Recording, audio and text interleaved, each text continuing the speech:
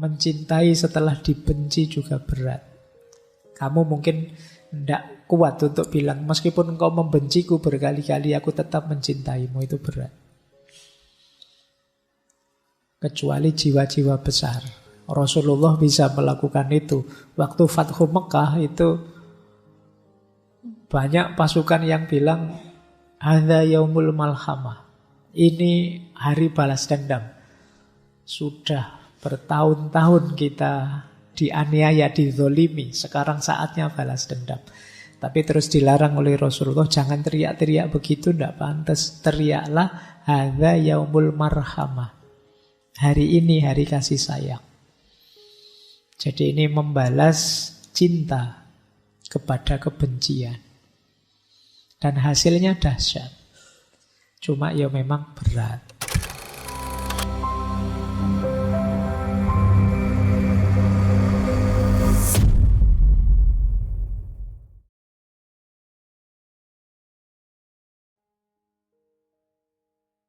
Ada banyak quotes sebenarnya dari beliau yang luar biasa dari buku-buku beliau. Saya ambil beberapa ya. Ini yang berhubungan dengan cinta saja sampai waktunya tepat. Kata beliau, 3 hal tersulit bagi manusia itu bukan prestasi material atau prestasi intelektual. Kalau kalian bisa melakukannya, hebat. Yang pertama, membalas kebencian dengan cinta. Membalas cinta pada kebencian. Ini tidak gampang. Kalau kalian dibenci, cenderung membalas kebencian yang sama. Kalau kalian dimaki, biasanya pinginnya melampiaskan makian yang sama, bila perlu yang lebih menyakitkan.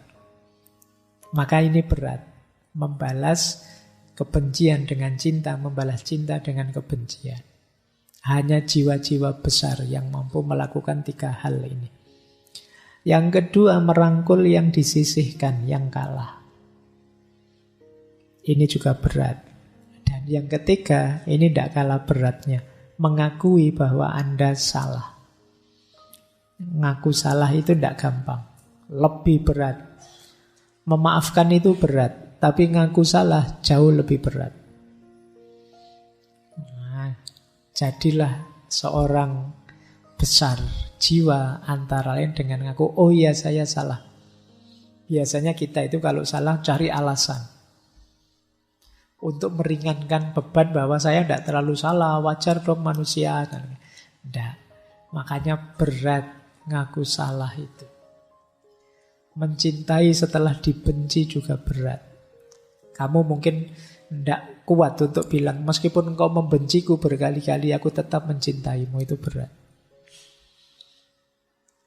Kecuali jiwa-jiwa besar. Rasulullah bisa melakukan itu. Waktu Fathu Mekah itu banyak pasukan yang bilang, hadza yaumul malhamah. Ini hari balas dendam.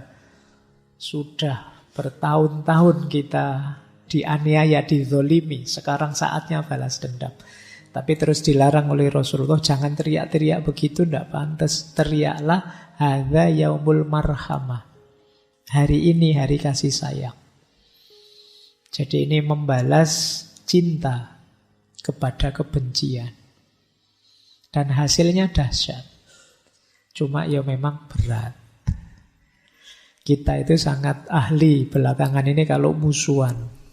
Tapi diajak dekat berat. Oke, ini wisdom ya. Jadi mencintai itu kalau di titik ini juga berat. Merangkul yang disisihkan dan ngaku salah.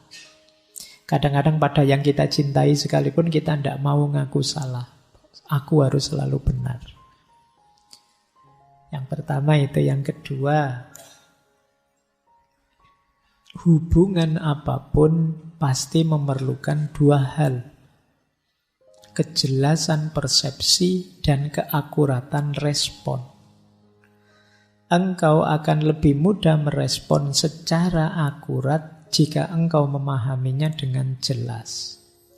Ketika persepsimu terdistorsi, kemungkinan besar engkau tidak akan merespon secara akurat. Kuncinya hubungan dua. Persepsimu, pemahamanmu terhadap yang kamu cintai, dan tindak lanjutnya, responmu. Yang saya cintai itu seperti apa dan apa yang harus saya lakukan. Kuncinya ini. Sayangnya seperti tadi, banyak orang mencintai itu tidak mau melihat yang dicintai. Yang dilihat hanya ideal-ideal, prasangka-prasangka yang ada di kepalanya. Itulah mengapa beliau bilang, how can you love someone whom you do not even see? Gimana kamu bisa mencintai orang yang kamu melihat saja tidak pernah? Kamu hanya mikir egomu saja, prasangkamu saja, keinginanmu saja. Kamu tidak pernah membaca dia secara lebih sungguh-sungguh. Gimana kamu bisa disebut mencintai kalau seperti itu? Jadi kuncinya ada di situ. Terakhir, kenapa sih Pak kok tidak boleh cinta dengan pamrih ini, dengan pamrih itu, dengan keinginan ini, keinginan itu? Karena kalau ada banyak keinginan, banyak pamrih, biasanya kita tidak maksimal menjalankannya.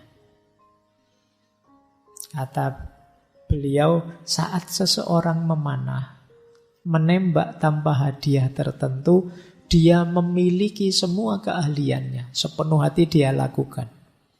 Tetapi ketika dia menembak untuk memenangkan medali perunggu, dia lalu gugup. Ketika dia menembak untuk mendapatkan medali emas, dia lalu buta. Tidak bisa lihat satu sasaran, karena sekarang sasarannya dua, hadiah sama panahnya. Jadi dia tidak fokus. Keahliannya tidak berubah, tetapi adanya hadiah memecah perhatiannya. Serius, dia lebih memikirkan kemenangan daripada memanahnya, menembaknya. Dan keinginan untuk menang menghabiskan kekuatannya. Ya contoh sederhana ya, kajian-kajian seperti ini mungkin membuat kalian lebih mudah menangkap, lebih mudah menerima, lebih bisa dapat sesuatu mungkin dibandingkan di kelas. Kalau sedang kuliah, di kelas fokusmu terbagi. Yo mikir nilai, yo mikir ijazah, yo mikir lulus cepat, yo mikir. Jadi akhirnya kalau kamu baca buku, ini nanti ditanyakan dosen aja, kalau tidak ditanyakan sudahlah, tidak usah dibaca. Terus jadi gitu terus. Kamu milih-milih, kamu fokus pada target-target yang tidak penting. Akhirnya perhatianmu pecah. Akhirnya apa? Tidak bisa memberikan yang terbaik. Dalam hal apapun, termasuk mencintai. Mencintai itu kalau terlalu banyak target, keinginan, sampingan di luar cinta itu sendiri, ya perhatianmu terpecah kemana-mana. Kalau perhatianmu terpecah, kamu tidak bisa melakukan yang terbaik.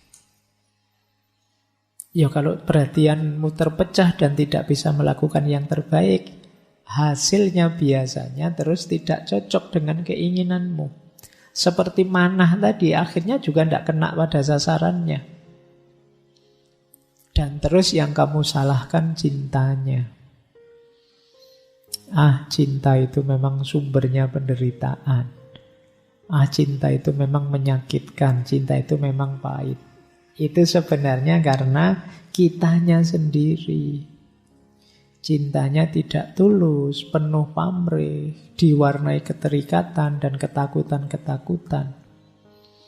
Akhirnya kita tidak dapat apa-apa dari cinta. Yang kita dapat hanya habis biaya, habis tenaga, habis waktu, dan lelah. Itulah pentingnya ketulusan. Ketulusan itu berarti kita jernih, tidak ada pamrih apapun selain kebaikan yang kita lakukan. Ketika hanya itu, maka lebih maksimal upaya kita. Tenaga kita tidak kepecah kemana-mana, hanya pada tujuan utama tadi. Itulah rumusnya tulus.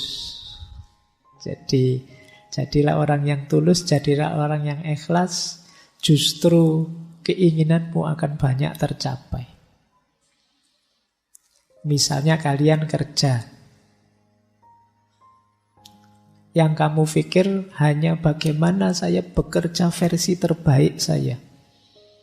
Nah, pada akhirnya mungkin kamu naik pangkat, mungkin gajimu naik, itu jadi efeknya. Tapi kalau sejak awal targetmu hanya gaji naik atau naik pangkat, ya kamu kerjanya milih-milih, tidak memberikan yang terbaik. Pada akhirnya mungkin atasanmu tidak berminat untuk nambah gajimu atau menaikkan pangkatmu. Jadi itu dibalik rahasia kenapa ikhlas itu justru penting sebagai strategi untuk mewujudkan kebaikan-kebaikan kita.